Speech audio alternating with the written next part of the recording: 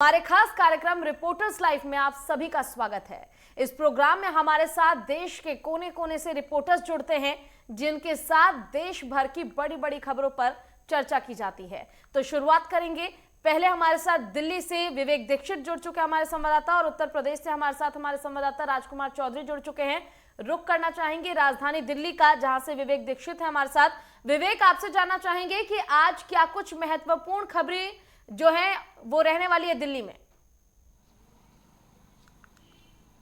बिल्कुल, मैं आपको बता दूं, दिल्ली की आज महत्वपूर्ण 3 खबरें रहेंगी। सबसे बड़ी बात यह है कि आज प्रधानमंत्री ने इन्फिनिट का आज उद्घाटन किया, इन्फिनिट फोरम का उद्घाटन किया। और सबसे बड़ी बात यह है कि जिस तरीके से उद्घाटन किया गया है, तो इसमें 70 देशों के प्रतिनिधि इसमें भाग लेंगे, और उनके जो प्रतिनिधि होंगे वो भाग लेंगे, क्योंकि ये मंच जो बुलाया गया है इस मंच को, क्योंकि अगर हम हिंदुस्तान की बात करें तो हिंदुस्तान से जो साझेदारी रहेगी वो मुकेश अंबानी की और महिंद्रा टेक के उदय कोटक की रहेगी। और उसके बाद अगर हम बात करें, इसमें जो मंच है इसकी चर्चाएं होंगी, नीति, व्यापार और प्रौद्योगिकी की जो चर्चाएं होंगी इसमें मंच पर लाया गया है, क्योंकि व्यापार को एक मंच पर लाकर समझाने का प्रयास किया जाएगा। दूसरी बड़ी खबर दिल्ली की आपको बता दें, सुप्रीम कोर्ट की फटकार के बाद दिल्ली सरकार ने सभी स्कूलों पर बंद कर दिया, स्कूलों को बंद कर दिया, क्योंकि ओमिक्रॉन को देखते हुए कहीं ना कहीं जो ओमिक्रॉन चल रहा है, उसके बाद कोरोना को देखते हुए सबसे बड़ी बात यह है कि जिस तरीके की जो प्रदूषण है, जो एयर प्रदूषण फैला हुआ है, तो उसको देखते हुए कहीं ना कहीं सुप्रीम कोर्ट ने फटकार लगाई थी। उसके बाद से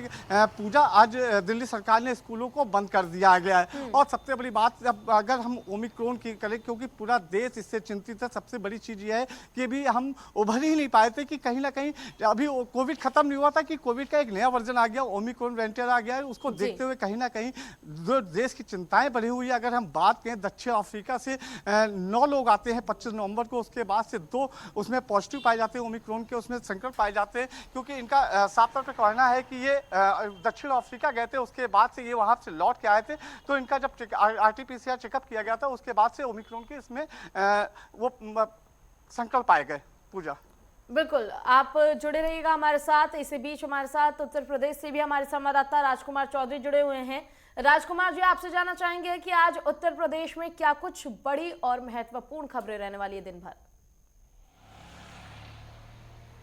पूजा, उत्तर प्रदेश की राजनीतिक सरगर्मी पूरे परवान पर है। इस समय समाजवादी पार्टी के मुखिया झांसी में मौजूद हैं, और झांसी में वो अपने एक राजनीतिक कार्यक्रम है, अपने कार्यकर्ताओं के 1-2 जनसभा हैं, उन जनसभाओं को संबोधित करेंगे। हालांकि सुबह प्रेस कॉन्फ्रेंस करके उन्होंने उत्तर प्रदेश सरकार पर निशाना साधा है, और कोरोना के उस काल की याद दिलाने का प्रयास किया है बुंदेलखंड वासियों को, जो कोरोना के दौरान लोग पैदल अपने घरों तक पहुँचे, और उन्होंने सीधे तौर पर प्रदेश सरकार पर आरोप लगाया। तो ये समाजवादी पार्टी का अपना कार्यक्रम है। उसके अलावा एक 4 बजे बहुत महत्वपूर्ण कार्यक्रम है। आज उत्तर प्रदेश में दूरदर्शन का एक नया सेंटर गोरखपुर में ऑन एयर हो जाएगा, और वो कहीं ना कहीं देश को समर्पित हो जाएगा। सूचना और प्रसारण मंत्री वहाँ पे पहुँच रहे हैं आज।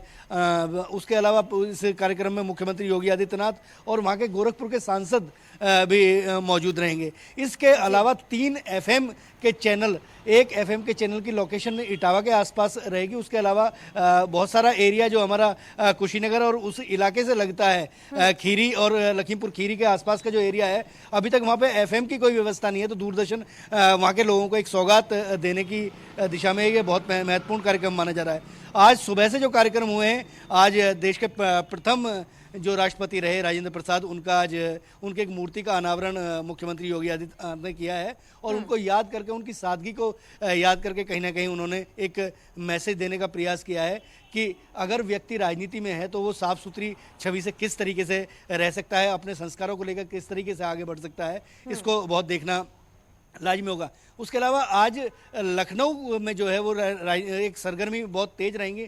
वहाँ के कलेक्टर ने 14 टीम ऐसी बनाई है कि दिल्ली की तरफ से जितनी ट्रेनें जा रही हैं वहाँ पर उनकी फोकस टेस्टिंग का उन्होंने एक टारगेट दिया है। 1200 लोगों की फोकस टेस्टिंग सुबह से हो चुकी है। जो ट्रेनें दिल्ली की तरफ से लखनऊ जा रही हैं उसमें समय समय पर, मतलब अब उसके में कोरोना जो ओमिक्रॉन का जो नया वायरस आया है, इससे किस तरीके से चीज़ों को बेहतर किया जाए। हालांकि जो टीम 9 है उत्तर प्रदेश सरकार की, वो इस पर निश्चित तौर पे नज़र बनाए हुए आज यही महत्वपूर्ण कार्यक्रम होने पश्चिमी उत्तर प्रदेश में जयंत चौधरी, क्योंकि 7 तारीख को एक बहुत महत्वपूर्ण एक सिवाल खास विधानसभा क्षेत्र पड़ता है, वहाँ पे एक दबतुआ गांव पड़ता है, उसमें एक जनसभा होनी है, जिसमें संयुक्त रूप से जनसभा करेंगे समाजवादी पार्टी के मुखिया अखिलेश यादव और राष्ट्रीय लोकदल के मुखिया जयंत चौधरी उसमें मौजूद रहेंगे। उस कार्यक्रम को लेकर बहुत संवेदनशील कार्यक्रम, और मतलब इसमें कहीं ना कहीं जो उनका एक समाजवादी पार्टी और जयंत चौधरी का जो कोलैबोरेशन हुआ है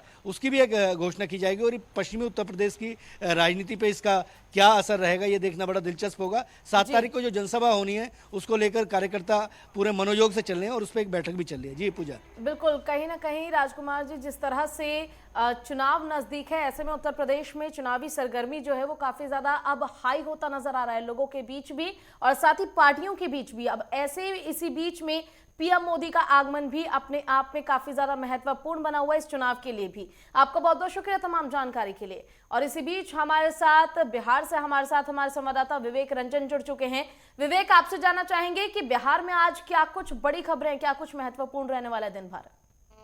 जी बिल्कुल पूजा, आज की बात कर ली जाए बिहार को लेकर तो आज 5 दिन का शीतकालीन सत्र चल रहा था, आज आखिरी दिन है। ऐसे में लेकर बढ़ते बेरोजगारी और बढ़ते महंगाई को लेकर और जिस तरीके से अफसरशाही का बिहार में जो शिकायतें देखने को मिल रही हो, सदन में जोरदार हंगामा देखने को मिल रही है, सदन में ये रुकने का नाम नहीं ले रहा। बता दें कि जिस तरीके से कल जीवेश कुमार जो मंत्री हैं श्रम संसाधन विभाग के, उनके मंत्री का गाड़ी रोकी गई जब सीएम का काफिला जा रहा था। उसके बाद जब एसपी और डीएम के गाड़ी जब जा रहा था, उस दरमियान उनके गाड़ी को रोक दिया गया था, जिसके बाद वो आग बबूला हो गए। वो आधी रात जाकर वो डिप्टी सीएम तारकिशोर प्रसाद के आवास पर जाकर मुलाकात की और उस अफसर को हटाने की बात कर रही हैं। जिसे अगर दूसरी खबर की बात कर ली जाए तो कोरोना को लेकर जो नया वेरिएंट आया है, ऐसे में लेकर पूरे बिहार में सतर्क कर दी गई। एक मरीज की आज एम्स में मौत हो गई है। ऐसे में लेकर कहीं ना कहीं एक स्वास्थ्य विभाग पे भी अब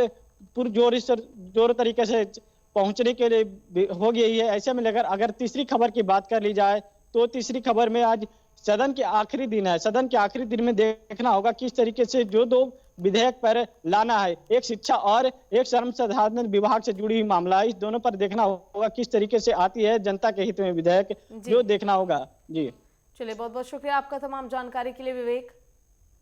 यहाँ रुकेंगे छोटे से ब्रेक के लिए, जल्द लौटेंगे।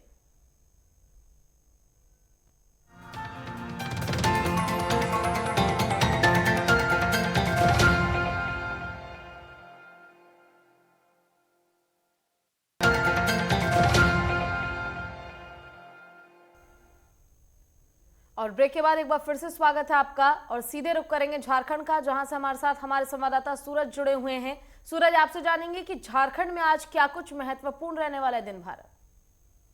बिल्कुल पूजा, अगर महत्वपूर्ण खबरों की बात करें तो आपने देखा कि मुख्यमंत्री के पहल से आंध्र प्रदेश में झारखंड के चाईबासा जिले के टोटल 16 मजदूर जो फंसे हुए थे उसे मुक्त कराया गया, क्योंकि ये तिहाड़ी मजदूर थे और कहीं ना कहीं जो ठेकेदारों के चंगुल में आकर इसे काम के लालच में से आंध्र प्रदेश लेके जाया गया था और वहीं पे इन्हें बंधक बनाया गया था। कहा यह जाता कि इन्हें 10 घंटे की जगह 22 घंटे काम कराया जाता था और साथ ही इनकी जो वेतन थी वो भी नहीं दी जाती थी। तो ऐसे में जब इनकी सूचना जब सरकार को मिली तो सरकार के जो विंग है श्रमिक विभाग ने वो तुरंत आंध्र प्रदेश की सरकार से कॉन्टेक्ट कर ये सभी मजदूरों को वहां से मुक्त करा दिया गया। कुछ कल या परसों ये सारे मजदूर चाईबासा पहुंच जाएंगे। और दूसरी अगर महत्वपूर्ण खबर की बात करें तो आपने देखा कि चक्रवात तूफान को लेकर बंगाल के साथ साथ कई देशों में अलर्ट जारी की गई है और कहीं ना कहीं इसका असर झारखंड में भी देखने को मिल सकता है। मौसम वैज्ञानिकों ने कहा कि कल और परसों यानी 4 और 5 तारीख को झारखंड के राजधानी रांची समेत कई जिलों में बारिश होने की संभावना है और इसे लेकर चक्रवात तूफान को लेकर जावत को लेकर कहीं ना कहीं रांची से खुलने वाली आज तकरीबन आधा दर्जन के आसपास ट्रेनें को यहाँ पे कैंसिल कर दिया गया है, यानी रद्द कर दी गई है। तो ऐसे में कहीं ना कहीं यात्रियों को आज कठिनाइयों का सामना करना पड़ सकता है। जी बहुत बहुत शुक्रिया आपका तमाम जानकारी के लिए सूरज। सीधे रुख करेंगे इसके बाद पंजाब का, जहां से हमारे साथ हमारी संवाददाता ईशा ठाकुर जुड़ी हैं। और ईशा, आपसे जानना चाहेंगे कि आज पंजाब में दिन भर क्या कुछ खास रहने वाला है, क्या कुछ महत्वपूर्ण, कितनी बड़ी खबरें?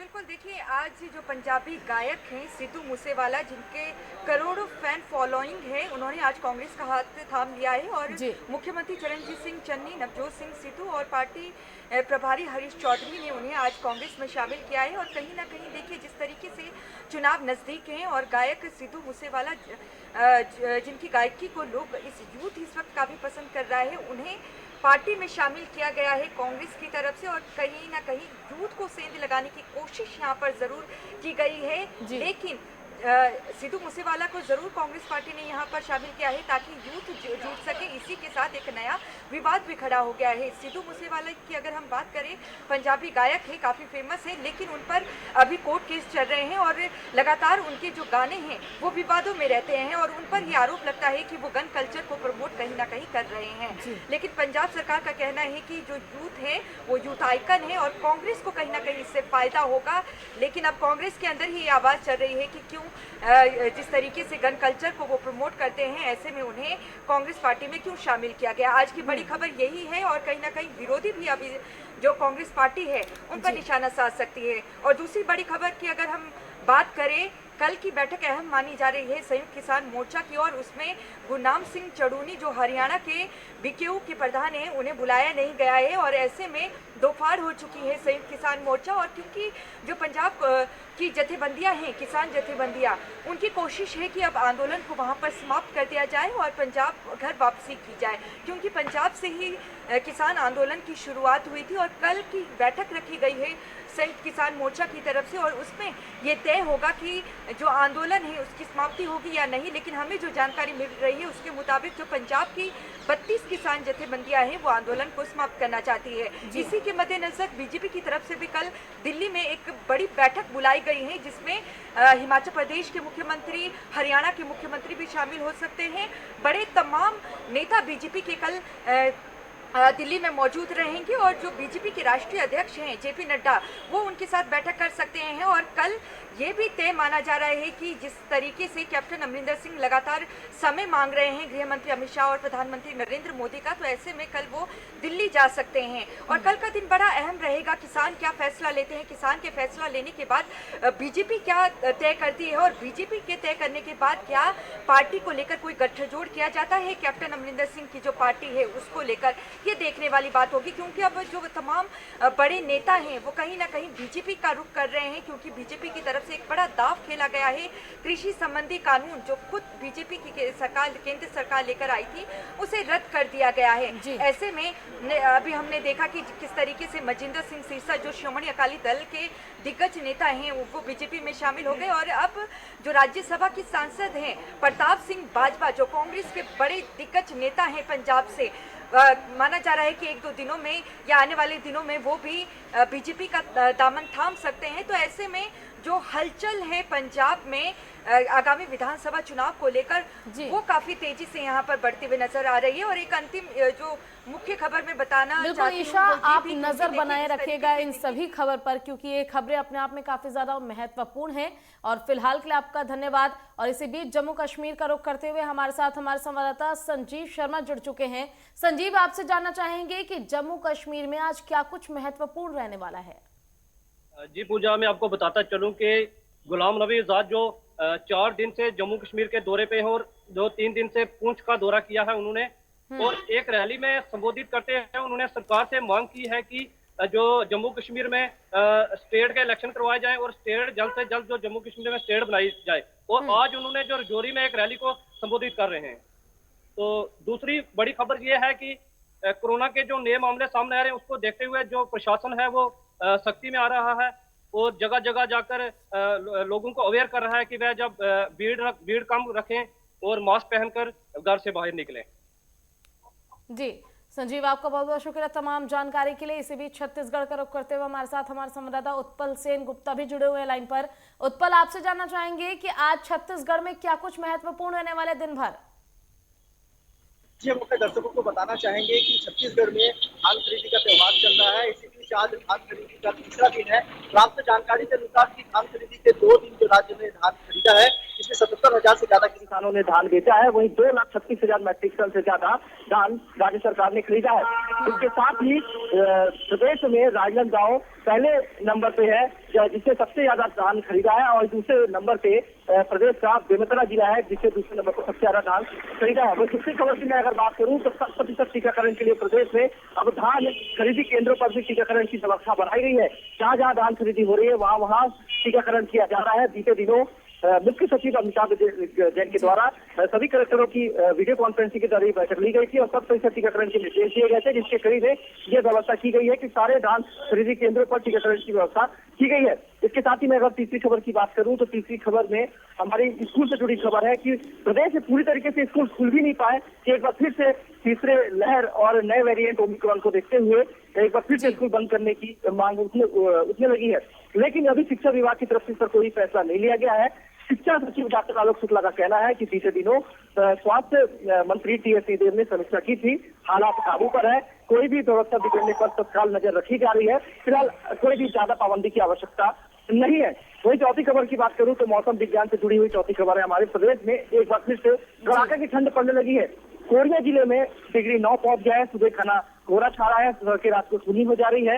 वहीं सरगुजा संभागों को छोड़कर बीते 1-2 दिन में बरसात की आशंका मौसम विज्ञान ने जताई है। जी बिल्कुल, आप बनाए रखिएगा नजरें अपनी इन सभी खबरों पर। इसी बीच उत्तराखंड का हाल भी जान लेते हैं। छत्तीसगढ़ के बाद उत्तराखंड में हमारे साथ हमारे संवाददाता योगेश सेमवाल जुड़े हुए हैं। योगेश, आपसे जानना चाहेंगे कि आज उत्तराखंड में क्या कुछ बड़ी खबरें दिन भर रहने वाली है?